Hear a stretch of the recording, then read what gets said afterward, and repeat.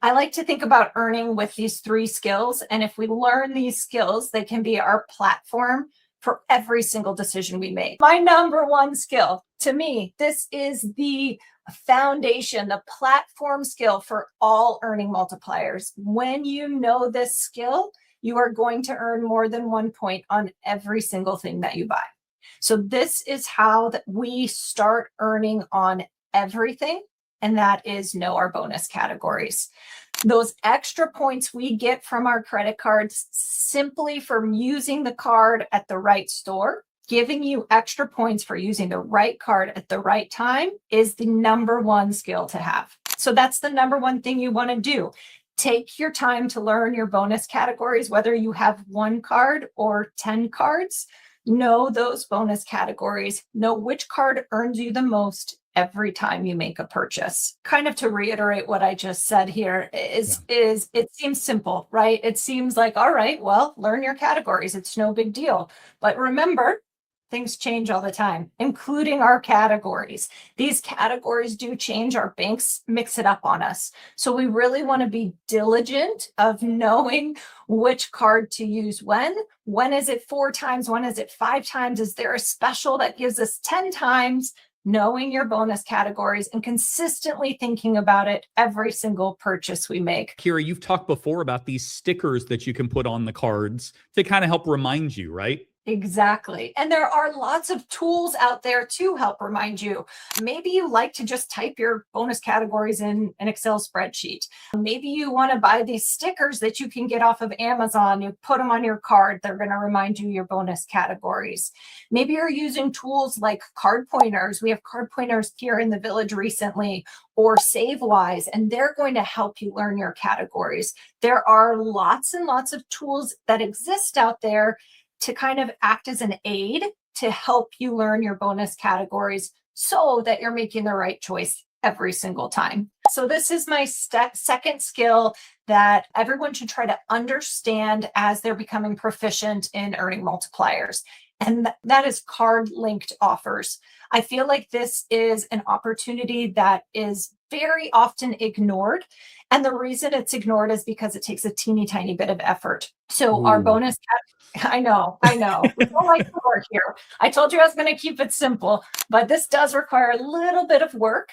Bonus categories, nothing you have to do except learn them. Know the bonus categories, swipe the card, you get those points. Card linked offers, you have to activate them. So you're going to go into your credit card account again, just like you were doing to find your bonus categories, but now you're going to look for offers. These offers do have to be activated. I recommend that you activate your offers at least once a month. If you can do it more frequently, great. Habit that I developed with my card linked offer activation is when I go in to pay my bill, I activate my offers. I'm in my account. I just do it. It's just automatic. And then all of my offers are activated and I can start reaping the benefits from them. Chase and Amex have fantastic card linked offers.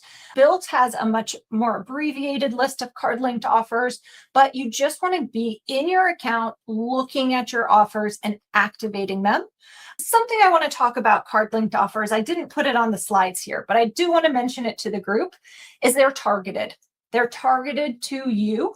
So if somebody's posting in the village about an awesome offer that they have on their Amex account and you go into your Amex account and don't have it, don't worry. It happens to all of us. Your time will come. It's just they revolve and they change. So it is targeted and just know that. I've also seen, Kira, a lot of times when you get a brand new card, it takes a while for those to start showing up. Many times too. A lot of people have panicked because, hey, I got this card and I don't have any offers. What's going on? Why am I not getting these? It takes a little while for them to get to know you and what to offer you, I guess. Yeah, theoretically, these offers are targeted to you based on your spending habits. I find that hard to believe. As much as I poo-poo Amazon, we are an Amazon household. We make purchases there, but I never get the Amazon offers. So, they say it's based on your spend. I just really think they want evidence that you're spending on the card.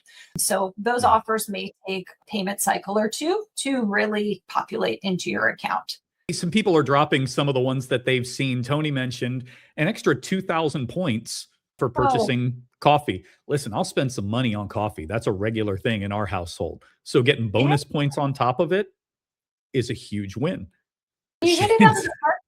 You, you, $1.47 at Jamba Juice. I'll take it. hey, that's amazing, though. And the thing is, these are both of these examples. And what you said, Anthony, is these are purchases you're already making. Yes. She didn't go out of her way to spend to save $1.47 at Jamba Juice. She went to Jamba Juice and she got that automatic discount. You were already buying coffee and you got that automatic 2,000 points. So it's organic earning, things you're already purchasing and you're earning these points and discounts on it already. Now, quick clarification here, Kira. Candy asked, I thought you could only use one bonus or one offer per purchase. What's the difference between the things that can stack, like you're talking about here, and the ones that can't? Sure. So offers are very, very stackable. Sometimes you'll even have a merchant with multiple offers on a single card, and you can even stack both of them on a purchase. Offers are, to me, one of the most versatile stackability items in the whole earning multiplier sphere, because they can basically be stacked with anything. They're tied to your card, though.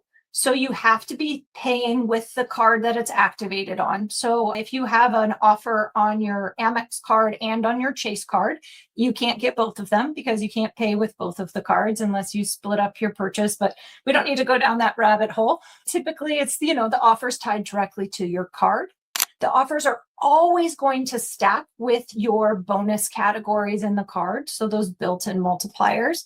And they're also always going to stack with your shopping portal. So when you're thinking offers, think stacking. These are a streamlined way to stack.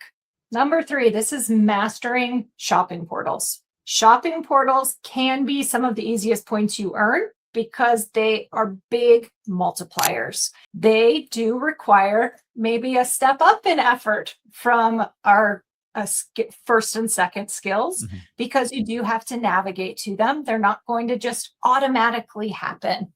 They also change all the time. There's a lot of fluidity with our shopping portals. Like the slide says, what you're seeing on a portal at 2 points per dollar today could be 15, 20 points per dollar tomorrow.